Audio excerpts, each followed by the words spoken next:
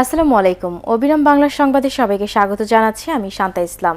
শুরুতেই BRB cables সংবাদ শিরোনাম। ঢাকা সহ দেশের বিভিন্ন স্থানে 6 মাত্রার ভূকম্পন অনুভূত, উৎপত্তিস্থল ভারতের আসাম।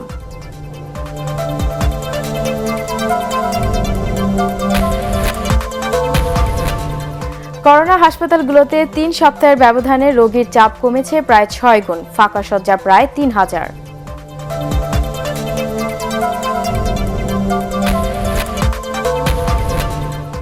খালেদা জিয়াকে এভারকেয়ার হাসপাতালে ভর্তি, শারীরিক অবস্থা স্থিতিশীল রয়েছে বললেন মির্জা ফখরুল।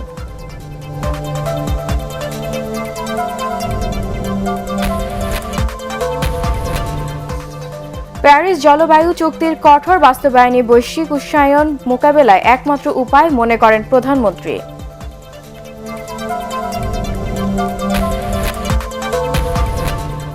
এবং দুর্নীতির মাধ্যমে কোটি কোটি টাকা হাতিয়ে নেওয়ার অভিযোগ ফার ইস্ট ফাইন্যান্স অ্যান্ড ইনভেস্টমেন্টের বিরুদ্ধে।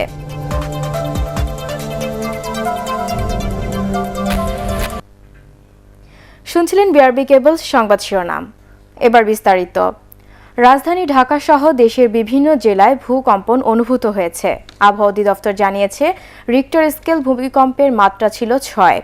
তবে দেশের কোনো স্থান থেকে এখন পর্যন্ত কোনো ক্ষয়ক্ষতির খবর পাওয়া যায়নি। সকাল 8টা 21 মিনিটে ভূকম্পন আঘাত হানে। উৎপত্তিস্থল ছিল ভারতের আসাম। বাংলাদেশ ছাড়াও ভারত, মিয়ানমার, ভুটান, নেপাল এবং চীনেও এই কম্পন অনুভূত হয়।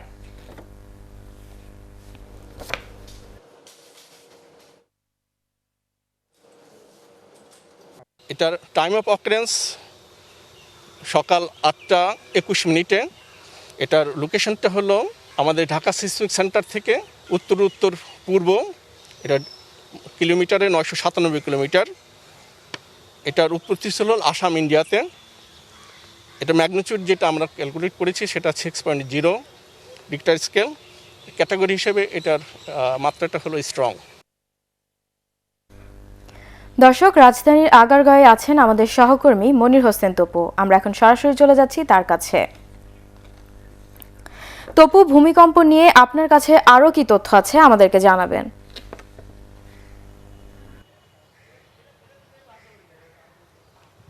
ধন্যবাদ শান্তা। আপনি কিছুক্ষণ আগে বলছিলেন যে ভূমিকম্পটি অনুভূত হয়েছে সেটি 8টা 21 মিনিটে, সেটির রিক্টার স্কেলে 6.0, যেটি আবহাওয়াবিদদের মতে এটি শক্তিশালী একটি ভূমিকম্প ছিল, যেটির উৎপত্তিস্থল ছিল ভারতের আসামে। পরবর্তীতে সেটি চক্রাকারে ছড়িয়ে পড়ে ভূমিকম্প অনুভূত হয় বিভিন্ন জায়গায়। তো আপনাকে যেটা জানিয়ে রাখি যে আবহাওয়া অফিস থেকে যেটা আমাদেরকে জানিয়েছে যে আমাদের এই আগারগাঁর এই অফিস থেকে, আবহাওয়ার অফিস থেকে এর উৎপত্তিস্থল এখান থেকে প্রায় 397 কিলোমিটার দূরে অবস্থিত। আর পরবর্তীতে প্রথমে যেটি 8টা 21 মিনিটে আঘাত হানার পর আবহাওয়াবিদদের ভাষায় যেটিকে বলে আফটার শক, সেটি অনুভূত হয়েছিল 8টা 43 মিনিটের দিকে। সেটি রিক্টার স্কেলে মাপা হয়েছিল সেটি 4.0। আর আপনাকে একটি বিষয় জানিয়ে রাখি যে এই ঘটনাটি, ভূমিকম্পটি অনুভূত হওয়ার পরপরই আমরা দেশে বিভিন্ন জেলা প্রতিনিধির সাথে কথা বলেছি, পাশাপাশি ফায়ার সার্ভিসের সাথে কথা বলেছি। তো এখন পর্যন্ত আমাদের কাছে কোনো ধরনের হতাহতের খবর আমরা পাইনি। তো সর্বশেষ তথ্য অনুযায়ী এর অবস্থা এখন স্বাভাবিকের দিকে আমরা দেখছি। আবহাওয়া অফিস থেকে জানানো গিয়েছে, আর কোনো ধরনের শঙ্কা আছে কিনা সে বিষয়টি জানতে চেয়েছি। তারা এখন পর্যন্ত আমাদের তেমন কিছু জানাতে পারেনি। আর আরেকটি বিষয় আমরা জানতে চেয়েছিলাম যে ভূমিকম্পটি অনুভূতি হয়েছে সেটির স্থায়িত্ব কতক্ষণ ছিল, সেই বিষয়টি আমাদের এই আগারগাঁর আবহাওয়া অফিস থেকে জানাতে ব্যর্থ হয়েছে। জি শান্তা, এই ছিল আমার কাছে সর্বশেষ তথ্য। ধন্যবাদ আপনাকে। রাজধানীর করোনা হাসপাতালগুলোতে 3 সপ্তাহের ব্যবধানে রোগীর চাপ কমেছে প্রায় 6 গুণ। স্বাস্থ্য অধিদপ্তরের তথ্য বলছে, গত 3 সপ্তাহে আগে বেড ফাঁকা ছিল 428টি, এখন ফাঁকা শয্যার সংখ্যা প্রায় 3000। তবে আইসিইউতে এখনও চাপ আছে। এদিকে রোগীর চাপ কমায় হাসপাতালগুলোতে অক্সিজেনের চাহিদাও কিছুটা কমেছে। আদ্দিন সজীবের রিপোর্ট। হাসপাতালের জরুরি বিভাগের বাইরে করোনা আক্রান্ত রোগীদের এমন অসহায়ত্বের ছবি মাত্র 3 সপ্তাহ আগের। কোথাও বেড ছিল না, আবার কোথাও কোথাও ছিল অক্সিজেনের তীব্র সংকট। তাই এক হাসপাতাল থেকে আরেক হাসপাতালে মানুষ দিশেহারা হয়ে ছুটেছেন জীবন বাঁচাতে। কেউ কেউ তো চিকিৎসা না পেয়ে নিরুপায় হয়ে ফিরে গেছেন বাড়িতে। পরিস্থিতির এমন অবনতিতে আবার লকডাউন, বাসার বাইরে চলাচলে কড়াকড়ি অবস্থান। এরই মধ্যে অনেকটা পাল্টে গেছে রাজধানীর করোনা হাসপাতালগুলোর চিত্র। স্বাস্থ্য অধিদপ্তরের তথ্য বলছে, গত 3 সপ্তাহ আগে ঢাকার হাসপাতালগুলোতে মোট করোনার বেড ছিল ৩,৫৫০টি, তখন খালি ছিল ৪২৮টি শয্যা। আর এখন রোগী ভর্তির তুলনায় ফাঁকা শয্যাই বেশি। ২৭ এপ্রিল অর্থাৎ মঙ্গলবার ঢাকার হাসপাতালগুলোতে ২৫০০ রোগী ভর্তির বিপরীতে ফাঁকা বেডের সংখ্যা ২,৯৭৫টি। তবে আইসিইউতে রোগীর চাপ কমেনি খুব একটা। হাসপাতালে করোনা আক্রান্তদের চাপ কমায় অক্সিজেনের চাহিদাও কিছুটা কমেছে। অক্সিজেন উৎপাদক ও সরবরাহকারী প্রতিষ্ঠানগুলো বলছে, স্বাভাবিকের চেয়ে অক্সিজেনের চাহিদা এখন বেশি হলেও গত 2 সপ্তাহ আগের তুলনায় সরবরাহ কমেছে প্রায় 1.5 গুণ। সপ্তাহ থেকে 10 দিন আগেও যে পরিমাণ ধরেন আমার 5 থেকে 6,000 সিলিন্ডার লাগতো বড় বোতলগুলো, যেমন 9.8 মানে 9,800 কিউবিক মিটার গ্যাস প্রয়োজন হতো, তো সেক্ষেত্রে এখন দেখা যাচ্ছে ওটা 3 থেকে 3,500-এর মতো লাগতেছে। তবু এই করোনা পরিস্থিতিতে আক্রান্তদের কথা ভেবে কোনো কোনো সরবরাহকারী প্রতিষ্ঠান শিল্প কারখানায় অক্সিজেন দেয়া বন্ধ করে দিয়েছে। এই মুহূর্তে আমরা ইন্ডাস্ট্রিয়াল সাইডটা আমরা টোটালি অফ করে দিয়েছি, ডিউটি হলো অধিক পরিমাণ হলো মেডিকেল অক্সিজেন প্রোডাকশন করার জন্য। যারা হয়তো ইন্ডাস্ট্রিয়াল সেক্টরও কিছু কিছু প্রোডাকশন করে অক্সিজেন, মানবিক দিক চিন্তা করে যদি তারা ইন্ডাস্ট্রিয়ালটা বন্ধ করে যদি মেডিকেল অক্সিজেনটা প্রডিউস করে, তাহলে আশা করি সামনে যতটুকুই আসুক আমরা সেটা হলো আমরা প্রোটেকশন দিতে পারবো। তারা মনে করেন, চলমান লকডাউনের সুফলে রোগীর চাপ কমেছে হাসপাতালে। সবাই স্বাস্থ্যবিধি মানলে দেশের করোনা পরিস্থিতির আরও উন্নতি হবে। আদ্দিন সজীব, এটিএন বাংলা, ঢাকা। করোনা ভাইরাসে আক্রান্ত বিএনপি চেয়ারপারসন বেগম খালেদা জিয়াকে হাসপাতালে ভর্তি করা হয়েছে। মঙ্গলবার রাতে গুলশানের বাসা থেকে তাকে রাজধানীর এভারকেয়ার হাসপাতালে নেওয়া হয়। সেখানে কিছু পরীক্ষা নিরীক্ষা শেষে বেগম জিয়াকে হাসপাতালে ভর্তি করা হয়। চিকিৎসকরা জানিয়েছেন তার আরও কিছু পরীক্ষা করা প্রয়োজন। এগুলোর ফলাফল দেখে পরবর্তী সিদ্ধান্ত নেবে তার চিকিৎসায় গঠিত মেডিকেল বোর্ড। বিএনপির মহাসচিব মির্জা ফখরুল ইসলাম আলমগীর জানিয়েছেন, বেগম জিয়ার শারীরিক অবস্থা স্থিতিশীল রয়েছে। গত 11 এপ্রিল বিএনপি চেয়ারপারসনের করোনা শনাক্ত হয়। এরপর থেকে অধ্যাপক FM সিদ্দিকীর নেতৃত্বে ব্যক্তিগত চিকিৎসক টিমের তত্ত্বাবধানে গুলশানের বাসায় বেগম জিয়ার চিকিৎসা শুরু হয়। এর 14 দিন পর আবার তার করোনা টেস্ট করা হলে ফলাফল পজিটিভ আসে। ওনাকে বারবার বাসা থেকে বের করে আনা নেয়া যেহেতু অনেক ওনার জন্য কষ্টকর হয়ে যায়, মাত্র উনি অসুস্থতা থেকে অনেকটাই সুস্থ হয়েছেন, তারপরে ওনার এই বারবার টানা হেঁচাড়ার চাইতে আমরা ঠিক করেছি যে ওনাকে কেবিনে অস্থায়ীভাবে আজকে ভর্তি দিয়ে রেখেছি। বেশ কিছু পরীক্ষা বাকি আছে, সেগুলো করব। করার পরে সেই রিপোর্টগুলো রিভিউ করে তারপরে আমরা ইনশাআল্লাহ ওনাকে আবার বাসায় নিয়ে যাব। 2 সপ্তাহের মধ্যে কোনো দেশ থেকেই করোনার টিকা আসার সম্ভাবনা নেই বলে জানিয়েছেন পররাষ্ট্রমন্ত্রী ডক্টর AK আব্দুল মোমেন। তিনি জানান, চীন এবং রাশিয়ার পাশাপাশি যুক্তরাষ্ট্র থেকেও টিকা আনতে আলোচনা চলছে। মঙ্গলবার তার বাসভবনে পররাষ্ট্রমন্ত্রী আরও জানান, এশিয়ার 5 দেশে জরুরি চিকিৎসা সামগ্রী মজুদে চীনের যে উদ্যোগ, তাতে টিকা থাকছে কিনা তা নিশ্চিত নয়।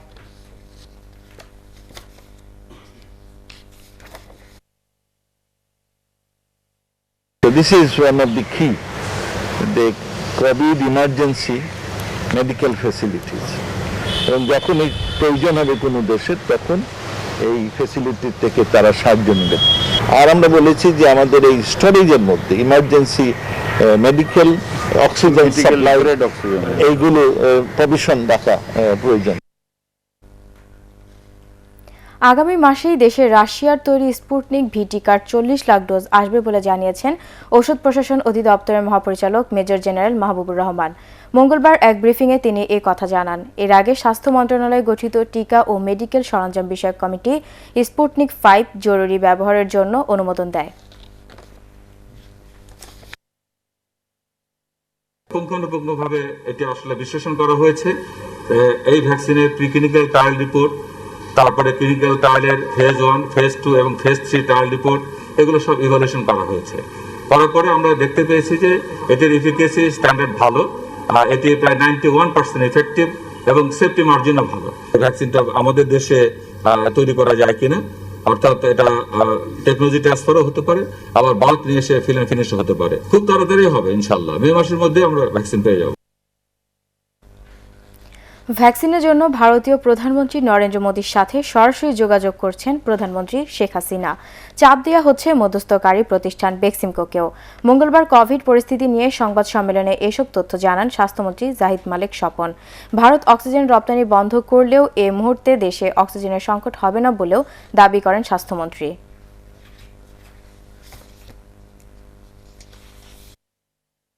ভ্যাকসিনটা সময় মতো আমরা পাচ্ছি না, যার ফলে ভ্যাকসিন কার্যক্রম ব্যাহত হচ্ছে।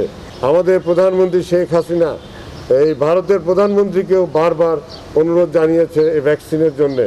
আমরা ইতিমধ্যে চায়নার সাথে যোগাযোগ করেছি, রাশিয়ার সাথে যোগাযোগ করেছি এবং আমেরিকার সাথে যোগাযোগ করেছি। আমরা সারা বছর কিন্তু ভারত থেকে অক্সিজেন ইম্পোর্ট করি না। যখন খুব পিকে উঠছিল করোনা, তখন আমরা 40-50 টন ডেইলি আমরা ইম্পোর্ট করেছি। কিন্তু এখন যে গত 4-5 দিন কোনো অক্সিজেন আসছে না, আমরা তো চলছি, আমাদের তো অক্সিজেনের অভাব নাই। এক সপ্তাহের ব্যবধানে দেশে 4% কমেছে করোনা শনাক্তের হার। সবশেষ 24 ঘন্টায় নতুন শনাক্তের হার 12.51%। কমেছে মৃত্যুর সংখ্যাও। গত 24 ঘন্টায় এই ভাইরাসে মারা গেছেন 78 জন।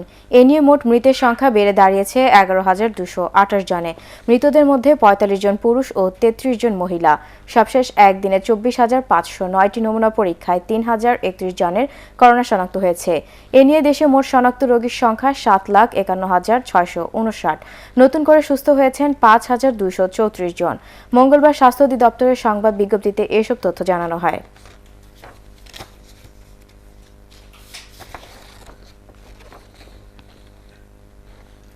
প্যারিস জলবায়ু চুক্তির কঠোর বাস্তবায়নই বৈশ্বিক উষ্ণায়ন মোকাবেলার একমাত্র উপায় বলে মন্তব্য করেছেন প্রধানমন্ত্রী Sheikh Hasina.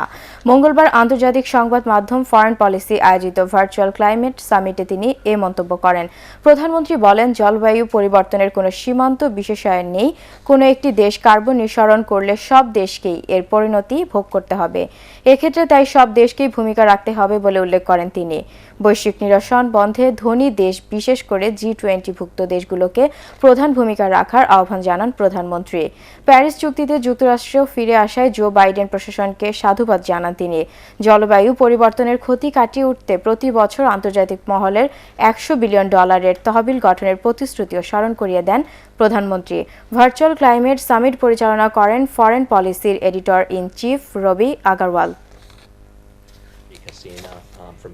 The Paris Agreement, the international community has pledged $100 billion in climate finance each year for adaptation and mitigation purposes. We have to ensure effective delivery of the fund to reach climate vulnerable communities and economies. Strict implementation of the Paris Agreement is the only way to check global emission and thereby global warming. দুর্নীতির মাধ্যমে কোটি কোটি টাকা হাতিয়ে নেওয়ার অভিযোগ উঠেছে আর্থিক প্রতিষ্ঠান far east finance and ইনভেস্টমেন্টের বিরুদ্ধে। অভিযোগ, অবৈধভাবে অফিস দখল করেছেন প্রতিষ্ঠানের সাবেক চেয়ারম্যান শামসুল ইসলাম ভরসা। তবে বর্তমান ব্যবস্থাপনা পরিচালক আলী জারিয়া বলেন, মূলধনের নিরাপত্তা বিধানের উদ্যোগ নিতে গিয়ে তিনি হয়রানির শিকার হচ্ছেন। শারফুল আলমের রিপোর্ট। 2 দশক আগে প্রতিষ্ঠিত আর্থিক প্রতিষ্ঠান ফার ইস্ট ফাইন্যান্স অ্যান্ড ইনভেস্টমেন্টের বিরুদ্ধে অর্থ আত্মসাতের অভিযোগ উঠেছে। লোকসানে থাকা প্রতিষ্ঠানটি থেকে ভুয়া বিল, কমিশন ও ব্যাংক ঋণ পরিশোধের নামে বিপুল অঙ্কের টাকা হাতিয়ে নেয়ার অভিযোগ সাবেক পরিচালনা পরিষদের বিরুদ্ধে। এমনকি সহযোগী প্রতিষ্ঠান far east stock and bond নামের ব্রোকারেজ হাউসে করা বিনিয়োগও পরিণত হয়েছে মন্দ ঋণে। প্রতিষ্ঠানটির সাবেক চেয়ারম্যান শামসুল ইসলাম ভরসা, সাবেক ব্যবস্থাপনা পরিচালক ও কিছু কর্মকর্তাদের যোগসাজশে এসব অনিয়ম হয়েছে বলে জানিয়েছেন বর্তমান এমডি। লোন ফেরত দিচ্ছে, ইন্টারেস্ট ফেরত দিচ্ছে, এই নামে ভাউচার পাস করে চেক ইস্যু করেছে ব্যক্তি নামে করে, এটা ক্যাশ করে নিয়ে গেছে কোটি কোটি টাকা। এটা ডিফারেন্ট ডেটে, ডিফারেন্টভাবে, ডিফারেন্ট ফর্মে গেছে। লাস্ট ফিউ ইয়ার্সে একটা লিগ্যাল ইনিশিয়েটিভ নেওয়া হয়নি ওই টাকাটা রিকভারি করার জন্য। পুঁজিবাজারে তালিকাভুক্ত প্রতিষ্ঠানটি পরপর কয়েক বছর ডিভিডেন্ড না দিতে পারায় শেয়ারের তালিকায় নিচে চলে যায়। দুর্নীতি আর অনিয়মের অভিযোগে শামসুল ইসলাম ভরসার নেতৃত্বাধীন পরিচালনা পর্ষদকে গত 29 মার্চ বিলুপ্ত করে নিয়ন্ত্রক সংস্থা বিএসইসি। তখন সোনালী ব্যাংকের সাবেক চেয়ারম্যান আশরাফুল মকবুলকে স্বতন্ত্র পরিচালক ও চেয়ারম্যান নিয়োগ দিয়ে পরিচালনা পর্ষদ গঠন করা হয়। শেয়ার হোল্ডার পরিচালক হিসাবে বোর্ডে শামসুল ইসলাম ভরসা সহ 3 জনকেও রাখা হয়েছে। তবে চেয়ারম্যান পদ ফিরে পেতে আদালতে যান তিনি। হাইকোর্ট আবেদনটিকে স্থিতি অবস্থা দিয়ে আদেশ দিলেও লকডাউনের মধ্যেই গত 15 এপ্রিল কোম্পানির প্রধান কার্যালয়ে দখল করেন ভরসা। যে আপনার অফিসে মানুষজন ঢুকছে, অনেক লোকজন আসতেছে, আপনাদের চেয়ারম্যান সাহেব, আগের চেয়ারম্যান সাহেব আসছেন, সাথে অন্যান্য ডিরেক্টর আসছেন। ভরসা চেয়ারম্যান হয়েছে 2018 সালের ডিসেম্বরে, আর ওইগুলো হয়েছে 2013-14 সালের দিকে। আমাদের অ্যাসোসিয়েট কোম্পানিতে লোন দেওয়া হয়েছে, যেটা আউটস্ট্যান্ডিং এখন 275 কোটি টাকা। ব্যক্তিগতভাবে হয়রানি করার জন্য এগুলা। এই প্রতিষ্ঠানটিকে রক্ষা করা এবং সেখানে যারা সঞ্চয় করেছেন, ডিপোজিট রেখেছেন, তাদের রক্ষা করার জন্য প্রয়োজনীয় ব্যবস্থা দেওয়ার নির্দেশনা দেই। কিন্তু তারপরেও ওনারা দেখলাম কোর্টে গিয়ে একটা স্ট্যাটাস কো নিয়ে আসছেন এবং তার পরিপ্রেক্ষিতে আমরা আমাদের প্রয়োজনীয় আইনি ব্যবস্থা নিচ্ছি। প্রতিষ্ঠানটির অনিয়ম রোধ ও শৃঙ্খলা ফেরাতে নিয়ন্ত্রক সংস্থা প্রয়োজনীয় উদ্যোগ নিচ্ছে বলেও জানিয়েছে securities and exchange commission. Sharful Alam, ATN Bangla, Dhaka.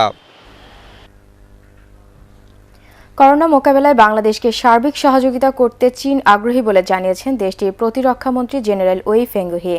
বঙ্গভবনে রাষ্ট্রপতি আব্দুল হামিদের সাথে সৌজন্য সাক্ষাতে তিনি একথা জানান।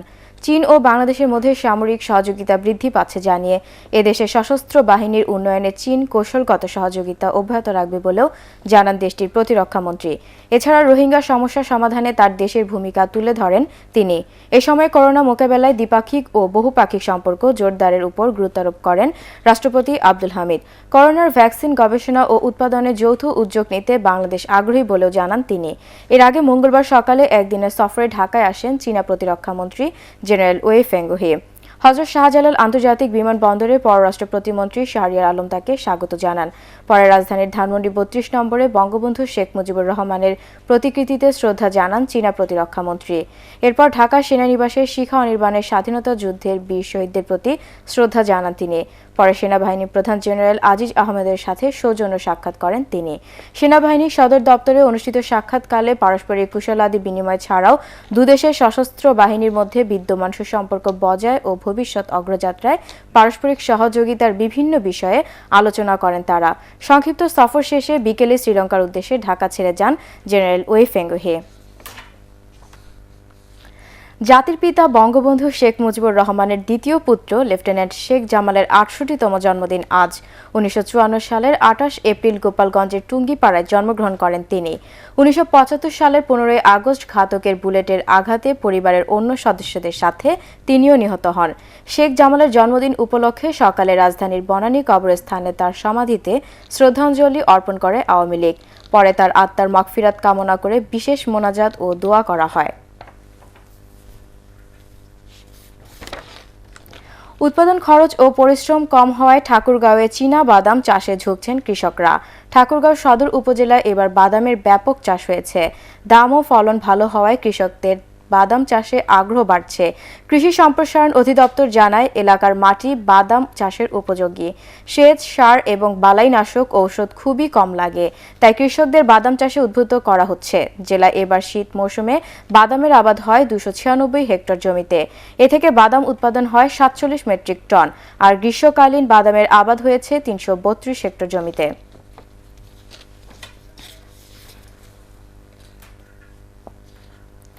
যুক্তরাষ্ট্রে অনুষ্ঠিত হলো আমরা 94 আমেরিকা গ্রুপে পরিচিত সভা ও মিলন মেলা। নিউ ইয়র্কের জ্যাকসন হাইটসের একটি রেস্তোরাঁয় স্বাস্থ্যবিধি মেনে এই মিলন মেলার আয়োজন করা হয়। বাংলাদেশ থেকে 1993 সালে মাধ্যমিক পাশ করা যুক্তরাষ্ট্র প্রবাসীরা সামাজিক যোগাযোগ মাধ্যমে এই গ্রুপটিতে ঐক্যবদ্ধ হন। রাশিদুল হাসান রাসেলের সভাপতিত্বে এবং শাহ মাইনুল মুনের সঞ্চালনায় এতে বক্তব্য রাখেন সংগঠনের সদস্যরা। পরে একসাথে ইফতার করেন তারা।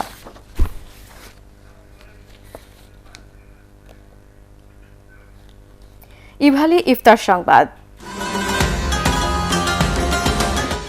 ঢিলেঢালাভাবেই চলছে রাজধানীর ইফতার বাজার। ক্রেতার সংখ্যাও কম, তাই বিক্রেতারাও ইফতারের পসরা সাজিয়ে বসেছেন অল্প পরিসরে। তবে বিক্রি কম হওয়ায় কর্মচারীদের বেতন, বোনাস আর বিভিন্ন খরচের বোঝা নিয়ে দুশ্চিন্তায় দোকান মালিকরা। অন্যবারের তুলনায় পদ এবং কম আয়োজন করেও ক্রেতা না পাওয়ায় খরচ উঠাতে পারছে না বিক্রেতারা। অলিগলির দোকানগুলোতেও খুব বেশি ভিড় নেই। প্রচণ্ড তাপদাহের কারণে মানুষের ফল কেনার আগ্রহ বেড়েছে। তবে ক্রেতা বিক্রেতাদের মধ্যে স্বাস্থ্যবিধি মানার প্রবণতা কিছুটা কমই দেখা গেছে। এবার ইফতারের সময়সূচি।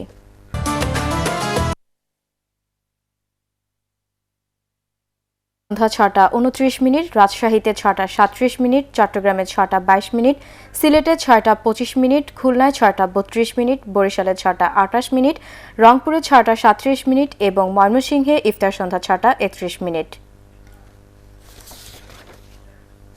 পার্টেক্স খেলার খবর।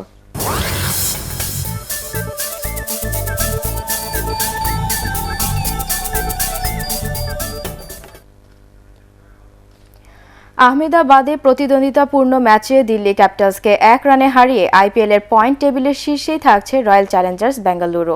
নরেন্দ্র মোদী স্টেডিয়ামে টসে হেরে আগে ব্যাট করে ৫ উইকেটে ১৭০ রান তোলে বেঙ্গালুরু। ম্যাচ সেরা এবি ডি ভিলিয়ার্স ৪২ বলে সর্বোচ্চ ৭৫ রান করেন। জবাবে অধিনায়ক ঋষভ পান্ট এবং শিমরান হেটমায়ারের হাফ সেঞ্চুরিও জেতাতে পারেনি দিল্লিকে। ৯২ রানে দিল্লি ৪ উইকেট হারালে পঞ্চম উইকেটে পান্ট ও হেটমায়ার ৭৮ রানের জুটি গড়ে দলকে লড়াইয়ে রাখেন। শেষ পর্যন্ত ১৭০ রানে থামে ৪ উইকেট হারানো দিল্লি।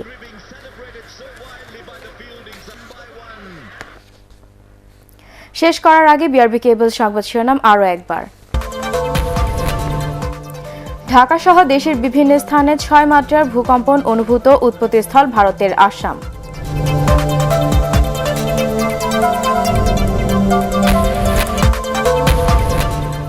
করোনা হাসপাতালগুলোতে ৩ সপ্তাহের ব্যবধানে রোগীর চাপ কমেছে প্রায় ৬ গুণ, ফাঁকা শয্যা প্রায় ৩,০০০।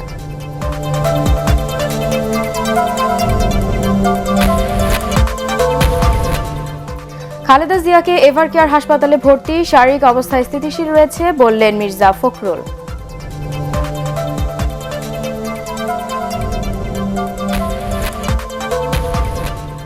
প্যারিস জলবায়ু চুক্তির কঠোর বাস্তবায়নই বৈশ্বিক উষ্ণায়ন মোকাবেলার একমাত্র উপায় মনে করেন প্রধানমন্ত্রী।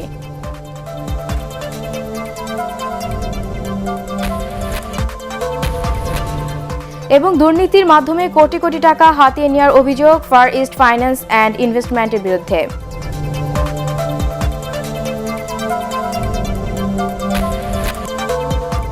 দর্শক, পরবর্তী সংবাদ দেখার আমন্ত্রণ জানিয়ে এখনকার মতো শেষ করছি। করোনা ভাইরাস থেকে নিজেকে সুরক্ষিত রাখতে মাস্ক পরুন, বারবার হাত পরিষ্কার করুন আর আমাদের এটিএন বাংলা সংবাদ ইউটিউবে দেখতে ব্রাউজ করুন youtube/ATN বাংলা নিউজ। ধন্যবাদ সবাইকে।